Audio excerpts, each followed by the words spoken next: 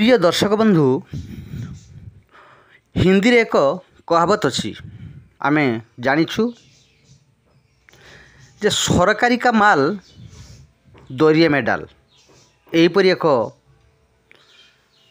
कथा थिबा बेले वास्तव रे एहार सत्यता आज आमे अनुभव करि परिबा ए वीडियो माध्यम रे। तेबे मु मोर दर्शक बंधु मानकु निवेदन करिवि मोर यूट्यूब चैनल पॉलिटिकल व्यू को सब्सक्राइब एवं कमेंट लाइक करने सहित शेयर करने को निवेदन। तेबे आसंतु टॉपिक उपरे सरकारी का माल दरिया में डाल अर्थात सरकार को जिनिस ताहा दरिया में डाल अर्थात नष्ट नुकसान हो गले बाधिबार काहाकू नाही। तेबे एही परिप्रेक्षी रे तत्कालीन राज्य सरकार अर्थात नवीन पट्टनायक सरकार जे 24 वर्ष शासन करथिले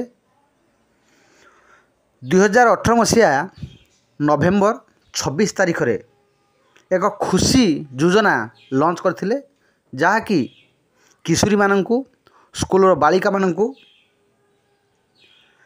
सैनिटरी नापकिन बा सैनिटरी पैड मागणारे बिना मूल्य रे जुगापे करथिले एवं वार्षिक खर्च मध्य अटकल होइथिला।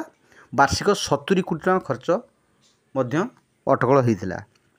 किंतु दुख परिताप विषय एबे देखा पे मिली कटक बड़ मेडिकल रे लक्ष लक्ष आमर सैनिटरी पैड बंटा होई न पारी केमिति एक्सपायर हो जाइछ ताहा बे काम रे लागिबो नाही। तबे सरकारंकर एते बड़ योजना फेल मारिछि आपण माने देखंतु।